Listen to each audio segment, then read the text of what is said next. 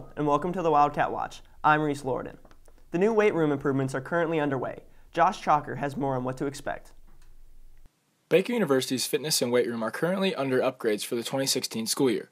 Baker University obtained the new equipment from the Baldwin City Rec Center, and Greg Henning, a grad assistant for Baker University cross country, talks about his take on the new equipment. When I first got here, it was a lot worse than this.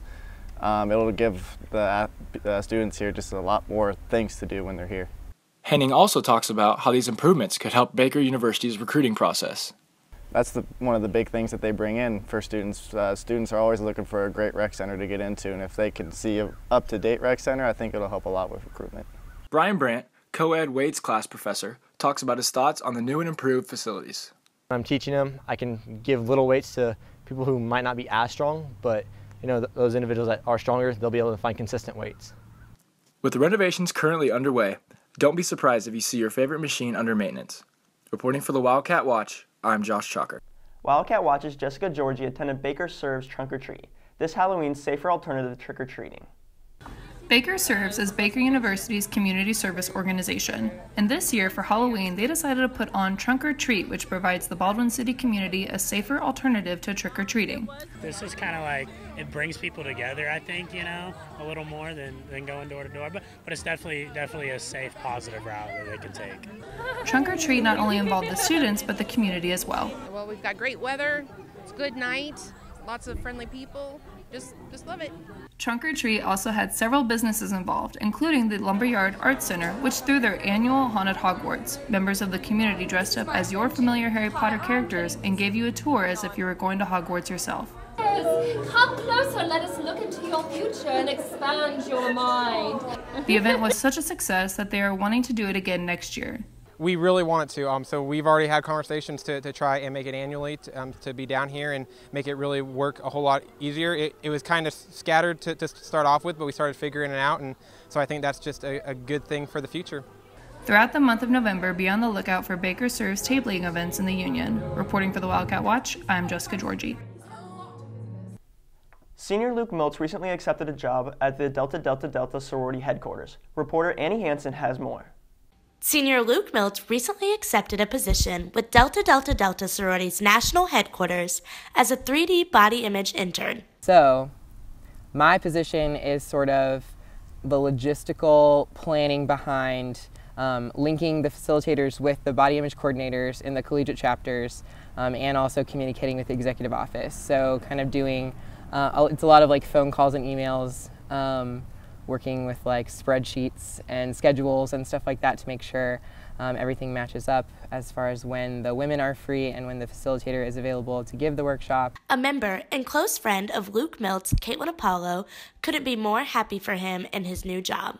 I'm just really excited for him. I know everyone in Tri Delta is, that he gets to work for executive office, and he's just really passionate about everything that he does, so I know that he'll bring that passion to Tri Delta.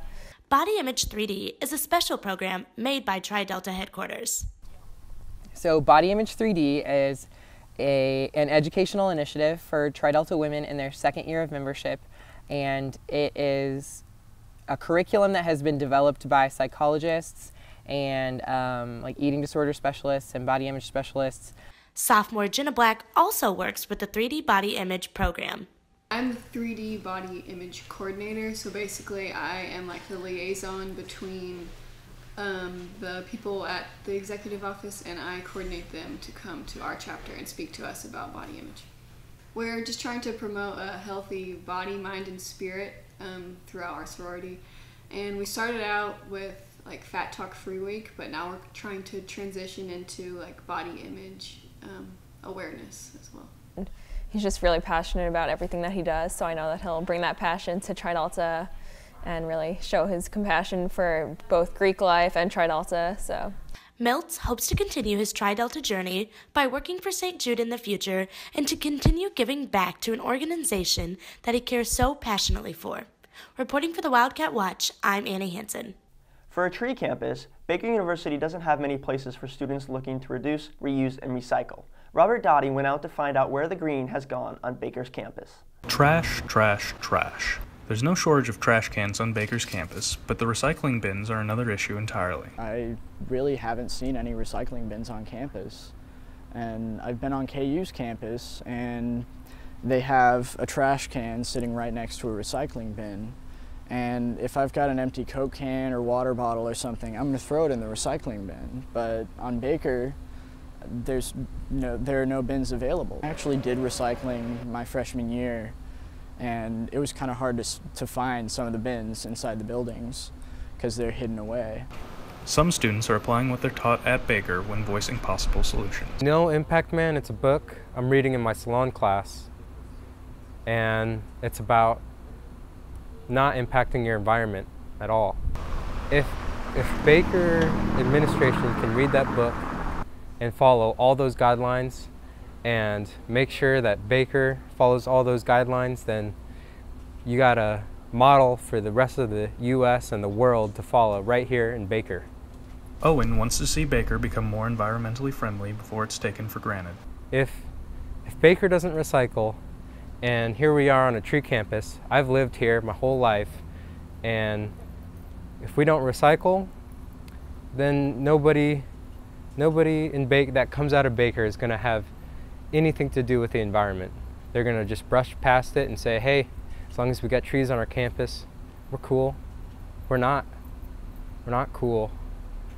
There's so much pollution in the world. It's disgusting. This has been Robert Dowdy reporting for the Wildcat Watch. Baker University and Syracuse share a strange, humorous fact. They're the only universities to have orange as their official color. Bailey Cabry has more. Sarah DeCaro, the university's archivist, discussed the history and facts about Baker's official color of cadmium orange. I know that the first Baker yearbook was put out in 1895, and it does say there in the front title page that cadmium orange is the school color.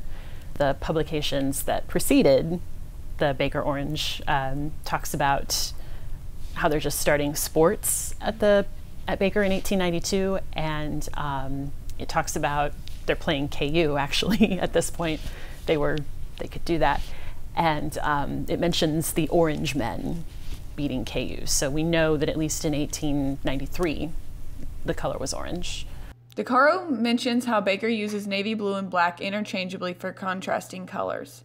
For student Jordan House, he believes having one color makes the campus more unified. So it makes Baker look more together if we'd have one color instead of having black or blue, and then people wouldn't be confused so what are your school colors? Because I know when I say orange, people are and I'm well, sometimes it's black, sometimes it's blue. It depends on the organization or the sport.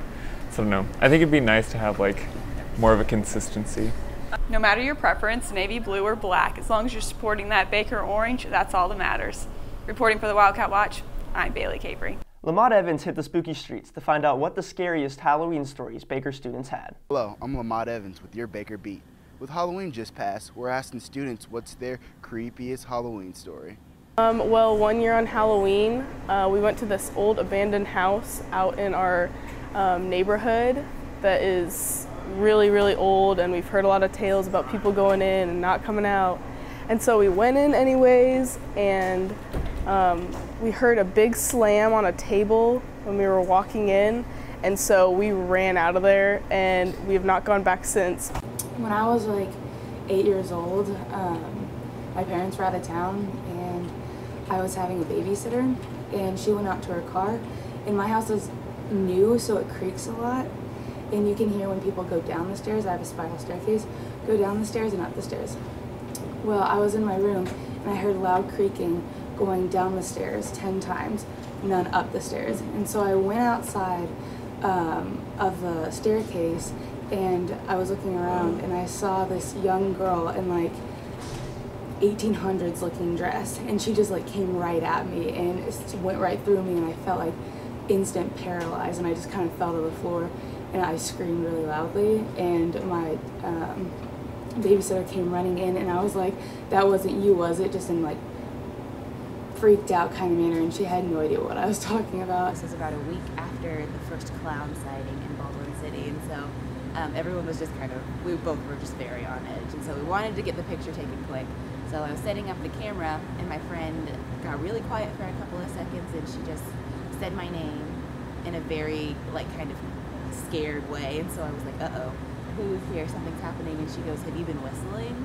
And I was like, no, I have not been whistling. And so I just picked up our stuff and we quickly walked to the car. We got inside, I locked the doors, and we looked, and there was a figure walking across the parking lot at us that I'm assuming was the whistling figure.